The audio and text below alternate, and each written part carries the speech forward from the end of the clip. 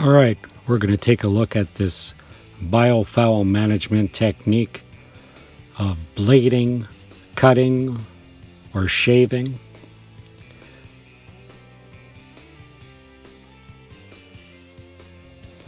Basically what it's doing, it's releasing the biofoul from the bottom paint without penetrating into the surface of the bottom paint whatsoever.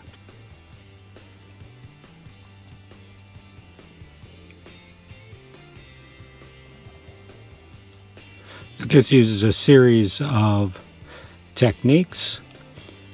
Primarily it's about attack angle, precision, amount of pressure, changing the planing angle of that blade to match the surface so that you're able to just glide over with the correct amount of pressure and follow the contours of the vessel's hull. The blade itself is a stainless blade. It's quite thin and flexible, and that edge needs to be maintained.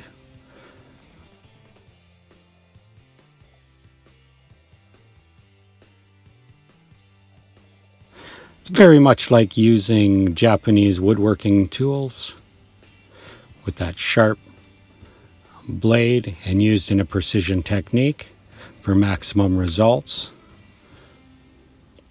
As you can see with each swipe there's not a distinct hard edge along the line or edge of that blade swipe. Instead, you'll see it feathers off slightly. That also indicates that it's not gouging, digging, or cutting any of that paint off. And here I'm going to take my finger and I'm just going to rub down to remove that oxidization so you can see the difference. But again, I'm not removing any biofoul, I'm removing the oxidization.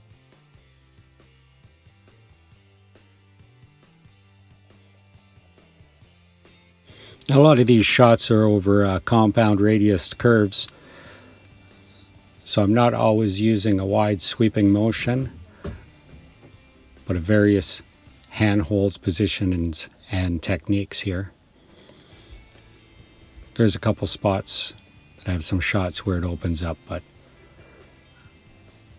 wanted to show some more of the complex areas of the vessel that's harder to deal with around through hulls, around the sail drive, and on those compound radius curves.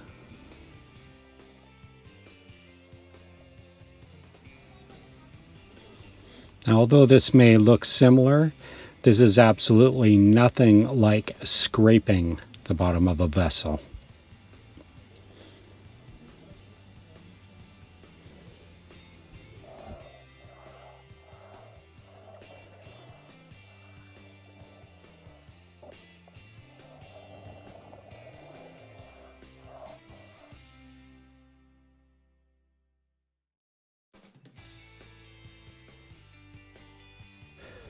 So note what you see in the water is no plume of any foul.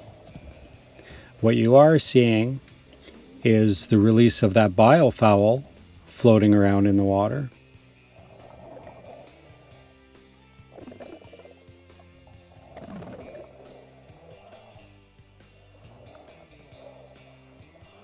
There's a couple slow shots. You can see the distinct cleanliness of where it's been done and where it hasn't, as well as that feathering edge, and it's not a real hard line. You can also, if you notice, a slight bend in that blade at times when you're watching it move slow. And these close-up shots, you can really see that there is no bottom paint being released into the water.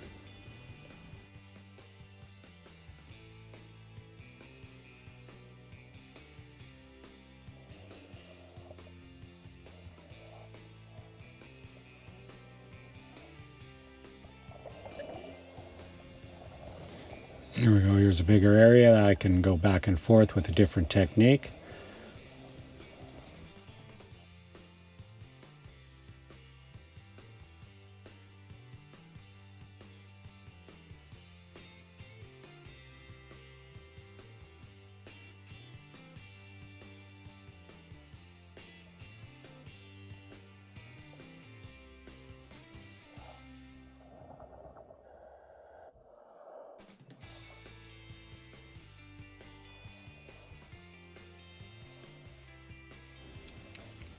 There's a seam of the vessel.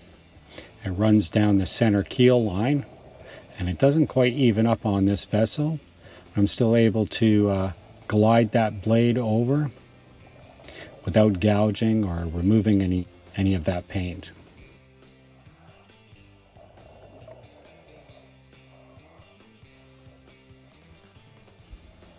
There's a close-up. You can see what that blade looks like. It seems to have a picture of a very good-looking diver on it.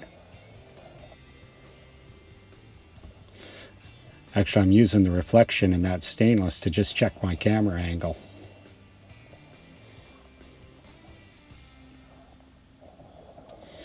Alright, well, the bottom's been done. We're going to take some real close-up views. Now, this has not been brushed after, and you see right up close, that is as clean as brushing. The only difference is it's not penetrating, it's not brushing in, removing that oxidization or removing any layer of that anti-foul paint. When you have a hard bottom paint, the chemical is all the way through the entire layer. It doesn't just sit on the surface. Very similar to an ablative paint. The difference is it will permeate from the deepest thickness of that paint all the way to the surface. So there's no need to freshen that paint up other than in cosmetics. If for some reason that paint over an extended period of time did become occluded in the porousness, then possibly at that point a brushing could help it become more effective, but it's not required until all its effectiveness is lost.